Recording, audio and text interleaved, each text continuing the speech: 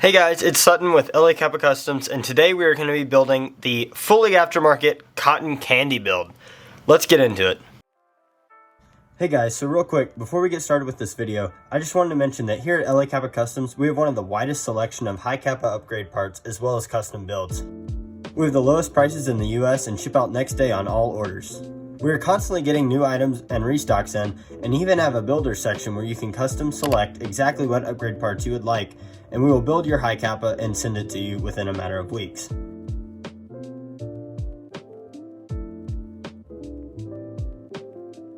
Make sure you check out our website, linked down below, and subscribe to our YouTube channel and follow our Instagram at LA Capa Customs to stay up to date. Alright, let's get back to the video. Okay guys, so for this build, we custom anodized a few pieces. We did this magwell as well as the frame and the barrel. So it is all blue, and then the main purple pieces are this blue and purple splatter that look really, really cool. Really gonna make this gun very unique. So this is a Synten gun, and so some of this stuff is already done, but I'll quickly go over it here. This is an AIP hop-up unit with a maple leaf wheel, 80-degree Decepticon bucking, and this looks like a 9-ball 600 5.1 length barrel. And again, all these parts are on our store if you'd like to mimic this build or do something similar. And we can, of course, build it for you if you would like a custom build. So I will just make sure these are nice and tight. So the customer sent in this build, and then we anodized it and added on a bunch of the other things here. But this is already good to go. He already has the front sight on here too, so don't need to do that. As far as the blowback unit section, do need to do that though. I will grab some Loctite here, and we will lube this up. And then I am simply going to put the inner housing in, and if I can get it in there, put in the screw and then tighten it up. There we go. And then we can just wipe off the excess, any excess Loctite, and then give it a good lube up. So we have a lot of friction, or less friction, between the nozzle and blowback unit. So that is good. Now for our nozzle, he didn't send one in, so we are going to go with my personal favorite, the garter, along with the garter nozzle internals. Sometimes you have to do a little bit of shaving to the outside of them, but other times they are just a drop in. So first up, deeply lube everything in here, inside and outside. Nozzle, you definitely want to give the lube some love. For this will be the main part you have to lube, besides the frame obviously. And then I'm going to lube up all these components, then we will install the nozzle. So this customer wanted to do a completely aftermarket build, and didn't want any silver or anything in it. So we did all blue and purple when possible, and then also supplemented black with some of the pieces that we had to. And then for all the purple, he wanted it to be our custom purple that we do here for anodizing, and we can really do any shade, but he wanted something bright that would stand out, and so all the purple pieces would have a special splash anodized finish with the blue. And I think it turned out great, and I'm very excited to see it all built. Okay, the nozzle is all done. Let me wipe off my hands a little bit here. And as you can see, it just pairs so nicely with the edge blowback unit. Just perfect, no extra movement or anything. Really, really love the garter nozzles. And then as the nozzle spring, we have an AIP 140, obvious choice there. And then we can install this, and then we will put the charging handle in afterwards. And then we're also going to be installing a AIP purple charging handle, and we wanted to have a different purple than the normal AIP that's a bit dark, and the customer wanted it a bit lighter, as you can see here. So it will contrast nicely, but did keep the other purple parts minimal and do all the big stuff anodized with the splash effect. So I will quickly take this out and put it all together, and then we can install that.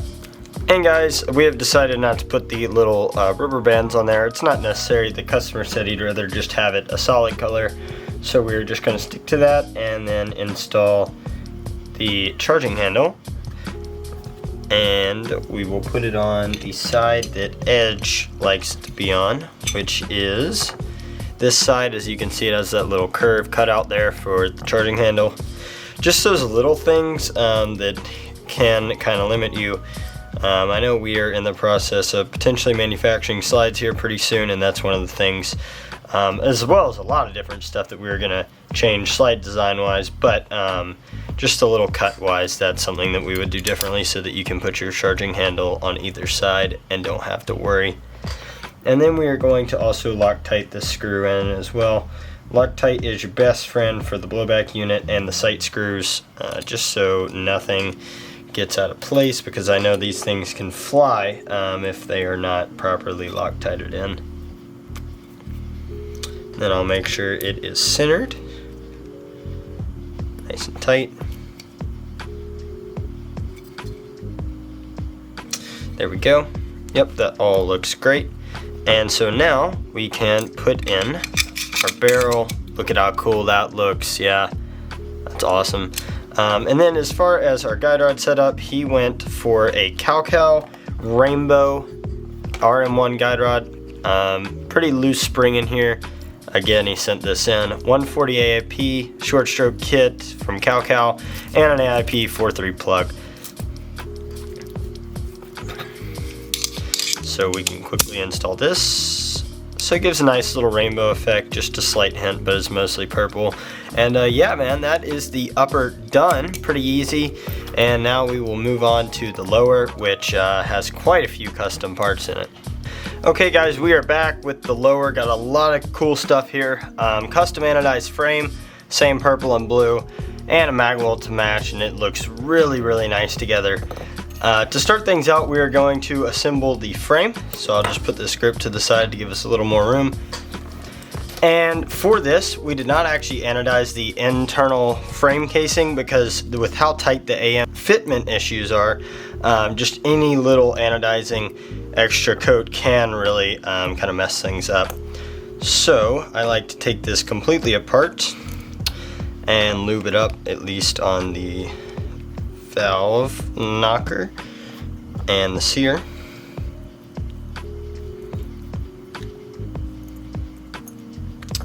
And then I will just quickly put this back and put the sear back as well. Pretty much for these advanced frames, you have to use all Airsoft Masterpiece stuff. For this, we have an Airsoft Masterpiece Black SV type hammer, I believe is what it's called. It's really nice, comes with all the things you need for it. I'm going to give it a little lube here, and then we will put in the strut and the pin. For these, I'm going to do this to the side of the table, but for these, you put in the pin, hammer it down very viciously, as hard as it'll go. You don't have to really worry about breaking anything. And then once it is in as far as it'll go, you have to somewhat file off the tip so that you don't have any extra bit of this actual pin sticking up. I'll show you what I mean in just a second here.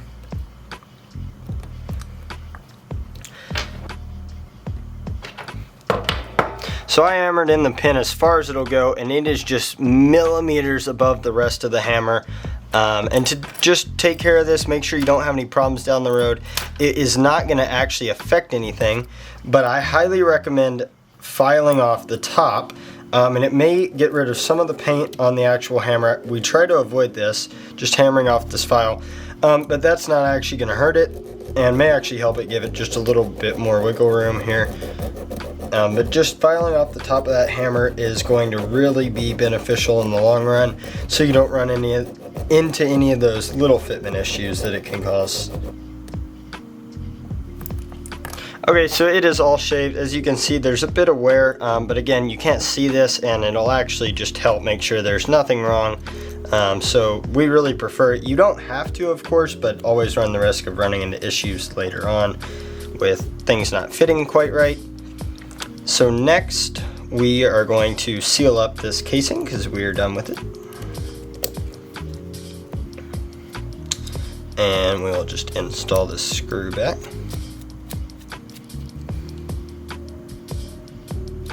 Make sure it's pretty tight. And then what we are going to do is come over to this side, grab, where is it, our valve knocker and disconnector. Again, I'll give them a little bit of lube here just so they can move freely. And we are going to place our valve here, insert that spring. If I didn't just lose the spring, I did. That's also why he got AIP replacement spare springs in case you lose something. I actually prefer the AIP valve knocker spring that is in this set. It just feels a little nicer. Honestly, anything will work. You can always stretch these out a little bit. I like to just give it a little stretch out just so it's nice and tight and responsive, but again, not the end of the world if it's not. Push it in there, hold it, and then you will drop this set in, and then you can just slide in your disconnector in the back right here. And then now we will put in both pins. Make sure the hammer is all the way back. The top one normally doesn't give you trouble. Just the bottom one, it just depends. Sometimes you have to hammer it in a little bit. So that is the frame inside done. And now we can input our safeties.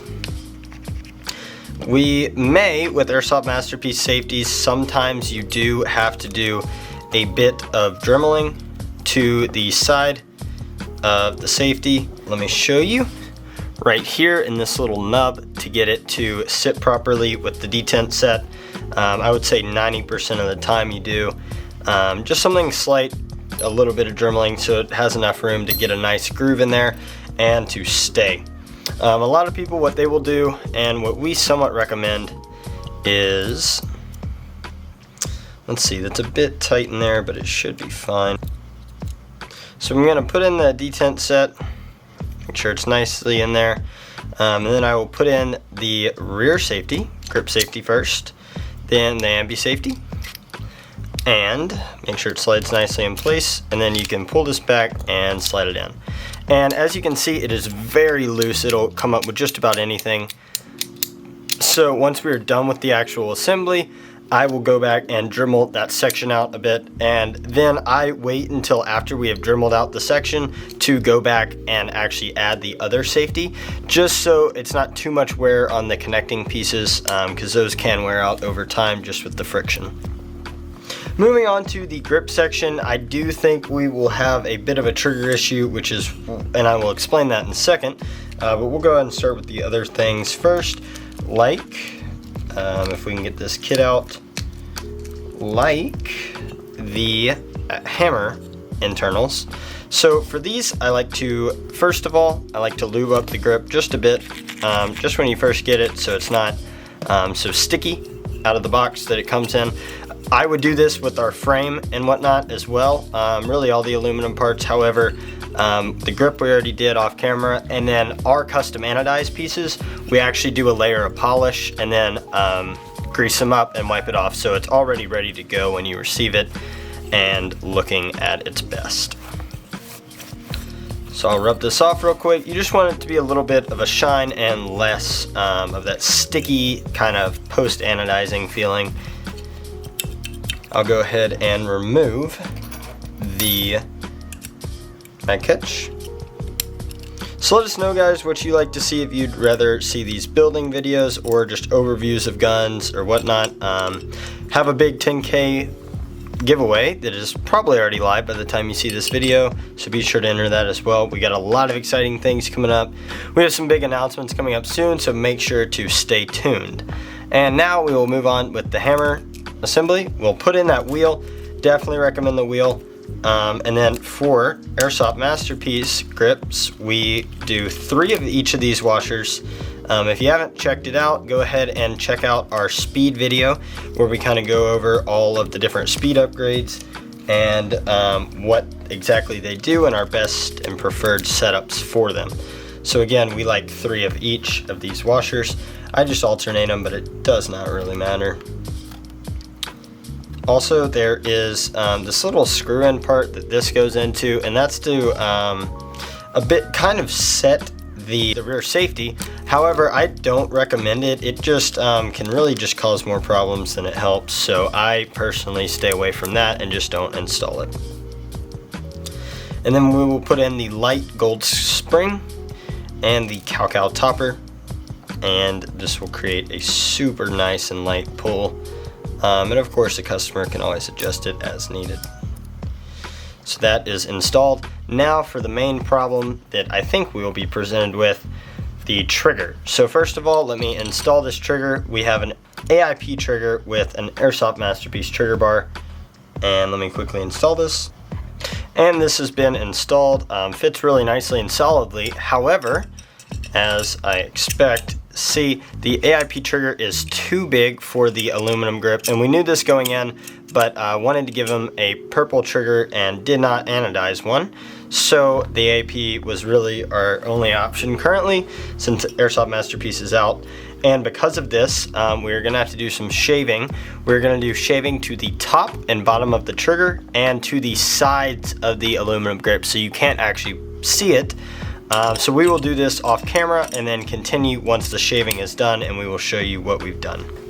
Okay guys, we are back. The trigger and grip shaving has been done. Really only took just a couple minutes here. Very lightly on the top and on the top sides.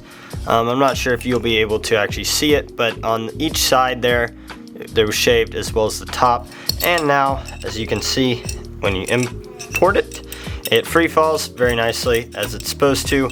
And as you can see, you also can't see any of it. So overall, I know it took a little extra work and didn't fit quite as it should, maybe, but the way this fits with the Airsoft Masterpiece trigger ring on its own, as well as just with this really, really tight trigger that still free falls, honestly, I feel like it will give you a better performance and pull on your trigger than, let's say, maybe a cow would. Just requires a little extra work. So just something to think about when you're building yours. You do have an aluminum grip, which direction you want to go. So now, not to say that the cow ones are bad, I use them all the time on aluminum grips.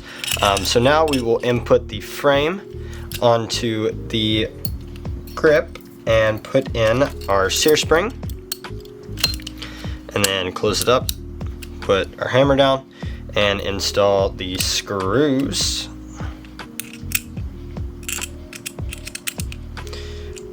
We could have changed these up for black, but the silver slide catch, grip screws, and screws right there have to be silver, so it'll just give a slight silver to the build without, you know, kind of overdoing it at all. Okay guys, the grip screws are in, looking really nice, and now we will simply put in our hammer spring. There we go, line that up, put in our mag well. There we go, and insert the mag pin. And the ball, by the way, if you don't know, it helps keep this in place and the mag well pin sturdy. So I highly recommend adding that, as well as just adds a little spacer. So we'll quickly hammer this in. Make sure both sides are lined up, and they are. And there we go guys, as you can see, trigger functions great. Look at that frame. Wow, that is really one of a kind. Definitely won't see anything like this on the field, making this customer's build very unique. Also, this build is being done for a person in Houston, so if you are ever in the Houston area and are playing, be sure to look out for this build. Let's quickly put in our mag catch. And again, we will test function, and it does function. And just wanted to make sure that the trigger screw isn't too far. Again, after this video is done, I will go in and adjust the trigger screw so that it has as minimal reset as possible. We'll go ahead and put in the top frame screw. And then beforehand, we tested the fitment between the advanced frame and the slide, and it fits really well. Normally these advanced frames fit super well with their Edge and AM slides because they are made by the same product or same company, so don't really have to worry about it being too much of a mess here. And that slides back and forth like butter. So I'll give it a few shakes here, wipe off the excess lube, and then we will put in the final piece. So for the final piece, we are doing an AIP thumb rest with the thumb part on it, and it is a slide stop, obviously.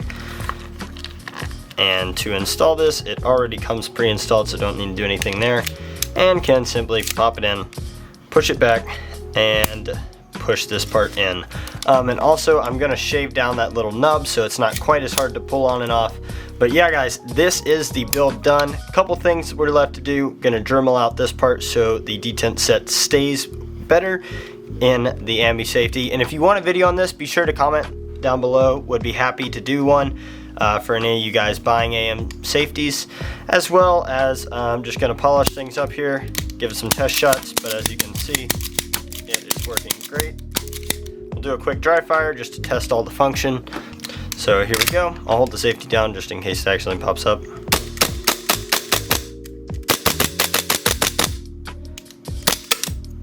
So yeah guys, as you can see, works perfect, sounds amazing too, didn't put much gas in there. But yeah, functions amazing, shoots amazing, looks amazing. Really happy with how this build turned out, and I think the customer will be too.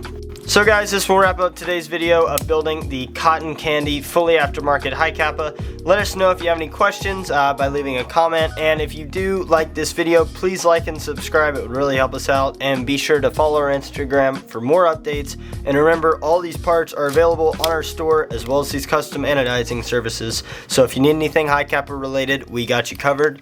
So yeah guys, I will see you in the next one, and thanks for watching.